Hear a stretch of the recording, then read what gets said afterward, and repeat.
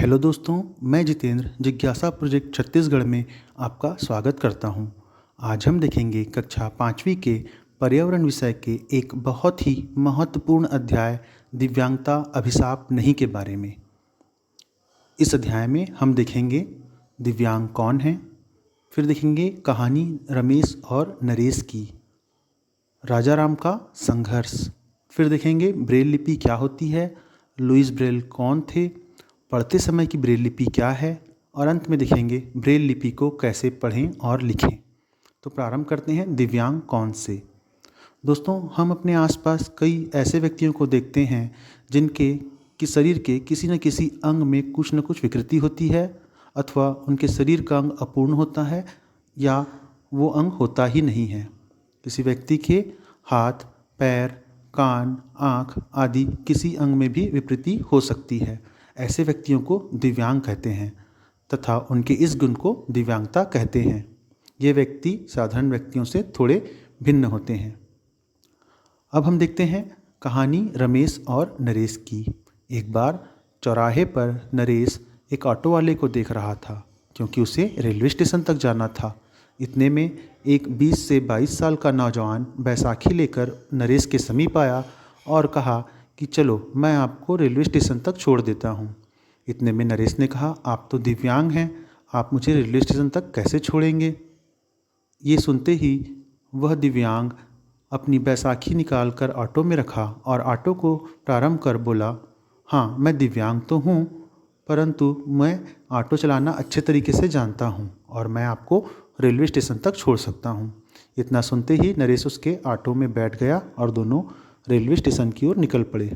रास्ते में उस व्यक्ति ने बताया कि उसका नाम रमेश है, उसने कक्षा 12वीं तक पढ़ाई की। उसके बाद उसने आगे की पढ़ाई को जारी रखते हुए बैंक से कर्ज लेकर एक ऑटो खरीदा।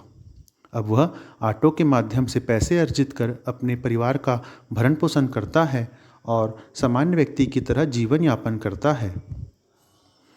तो दोस्तों, ये तो हुई कहानी दिव्यांगजन रमेश और नरेश की। अब हम देखते हैं राजा राम का संघर्ष। राजा राम एक ऐसा व्यक्ति है जो बचपन से ही नेत्रहीन है, जिसे उसके माता पिता ने दिव्यांगजन वाले स्कूल में भर्ती कराया था। वहाँ उसने अपनी शिक्षा पूर्ण की। अब वह बैंक में नौकरी कर रहा है। दोस्तों, आप लोगों के मन में एक सवाल उठ रहा होगा कि जब राजा राम नेत्रहीन है और दिव्यांग है तो उसने अपनी शिक्षा कैसे पूर्ण की। इसका उत्तर है कि राजा राम ने ब्रेल लिपि में छपी हुई पुस्तकों के माध्यम से अपनी शिक्षा पूर्ण की। तो अब हम ये समझते हैं कि ब्रेल लिपि क्या होती है। ब्रेल लिपि एक तरह की ऐसी लिपि है जिसको विश्व भर में नेत्रहीनों को पढ़ने और लिखने में छूकर व्यवहार में लाया जाता है। इस पद्धति का आविष्कार 1821 में एक नेत्रहीन फ्रांसीसी लेखक लुईस ब्रेल ने किया था। ब्रेल लिपि को विस्तार पूर्वक समझते हैं।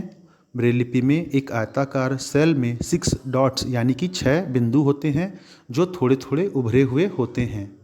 ये 2 पंक्तियों में होते हैं। इनके माध्यम से अलग अलग आकार के 64 अक्षरों को बनाया जा सकता है। ब्रेल लिपि के बाद अब हम देखते हैं लुईस ब्रेल के बारे में। और लुईस ब्रेल वो हैं जिन्होंने ब्रेल लिपि का आविष्कार किया था। दुनिया भर में अंधेपन के शिकार लोगों के बीच लुईस ब्रेल एक मसीहा के रूप में जाने जाते हैं।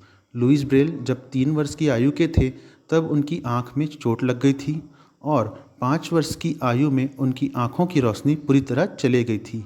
परंतु लुईस ब्रेल ने हिम्मत नहीं हारी और वे एक ऐसी चीज़ बनाना चाहते थे जो दृष्टिहीन लोगों की मदद कर सके।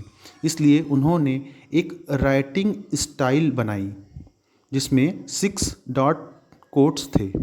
यही स्क्रिप्ट आगे चलकर ब्रेल के नाम से जानी गई और यही ब्रेल लिपि कहलाई, जिसका चर्चा हम पहले कर चुके हैं। अब हम देखते हैं पढ़ते समय की ब्रेल लिपि।